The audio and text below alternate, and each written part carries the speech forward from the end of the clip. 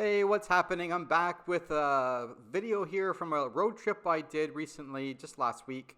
Went to Indianapolis, St. Louis, and then stopped in Toledo on my way home. And of course, went to some antique malls, sports card shows, and sports card stores. So I'm going to start off with a pile on the left and go through them in chronological order. And actually, this first card is the only modern card that I actually purchased. And it is a Roy Halladay rookie card from 1997 Bowman. Obviously, could not leave this behind. Me and myself being a Blue Jay fan, so I went and scooped it up for $7. Next card is 1976 Topps Mike Schmidt in very good condition. A couple 1973s we got here, Jim Palmer on the left and Lou Brock on the right. Fine looking cards will go into my collection. One of these days I will probably put this set together.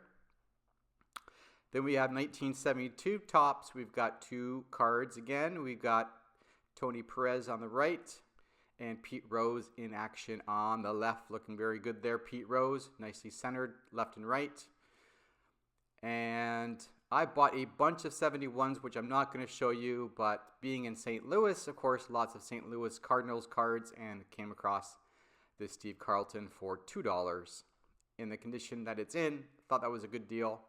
I just throw it in my Steve Carlton collection.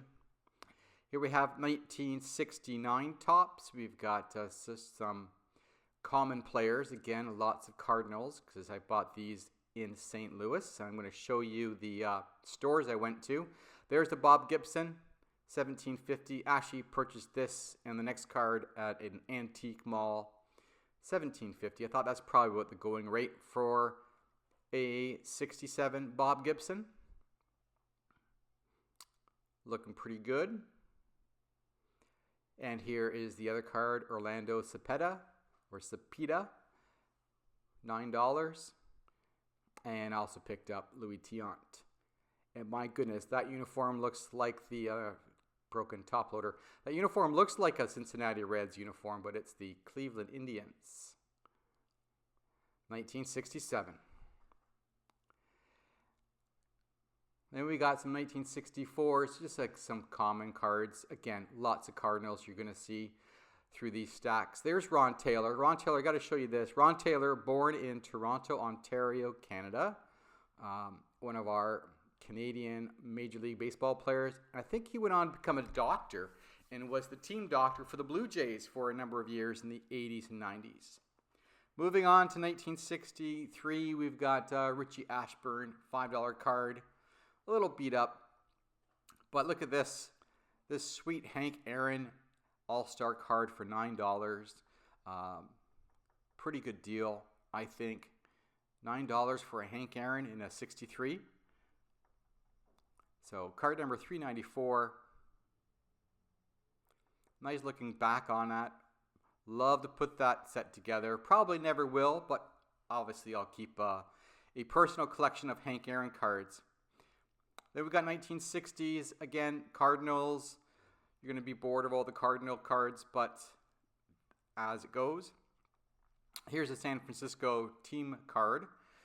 Checklist card rather, with the Giants on the front. Okay, next stack. We're going to go to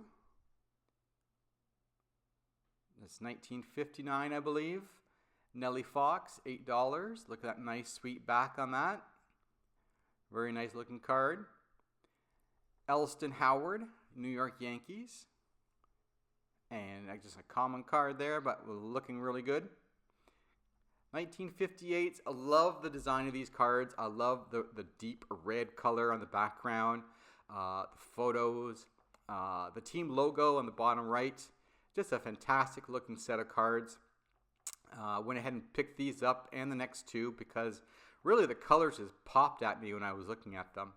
Here's a couple more commons from the same set with the yellow.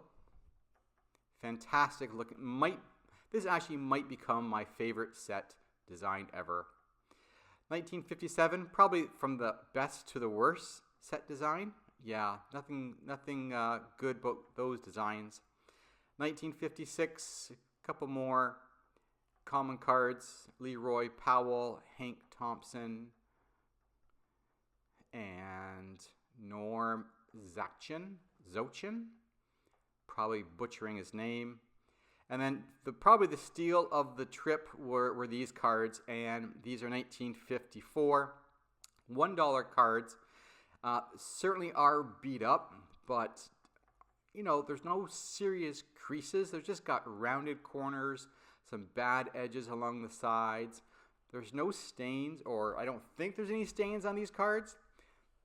They're just a little bit rounded off. But yeah, for $1, I could not pass up these cards. Some of them are better than others. Like this one here's pretty bad. And so is this one. Peanuts. Yeah, love that nickname, Peanuts Lowry. I guess his full name is Harry Lee. But, you know, Peanuts. Whoever came up with that nickname, it's not because I think he was short or anything. Let's take a look at how tall he was. No, 5'8.5". That's not too short. But maybe that's where he got his nickname from. Johnny Schmitz. Eddie Stanky, there it looked like he's yelling to someone. That's a nice looking card despite the corners and the edge.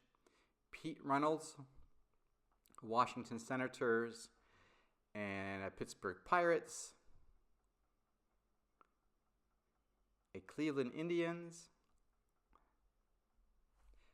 And I think the last one here is Stu Miller of the St. Louis Cardinals. Go figure. Oh, one more. One more from the 11 card for $10. Carl Olson from Boston Red Sox. And now that leads me to the end here. My favorite pickup. I bought this off a fella off of Marketplace, Facebook Marketplace. It is the Tommy Lasorda rookie card from 1954. It's graded in PSA VG3. And of course, I didn't have this card and had to scoop it up. He was asking $125 US. I offered him $100 and to pick it up the next morning, and he said yes. And so I drove to where he worked, and out he came, and we made the deal.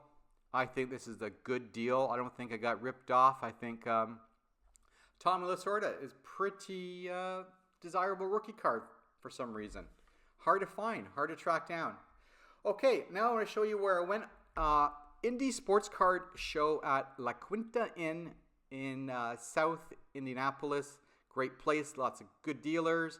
I went to Sports Card Dugout in St. Louis, as you can see there on the map. And then I went to A Million Baseball Cards. I had a great time also talking with the owner of that, and he sold me some cards. And finally, in Toledo, ENN Coins and Cards. Don't miss it. You've got to stop in there and take a look at his stuff.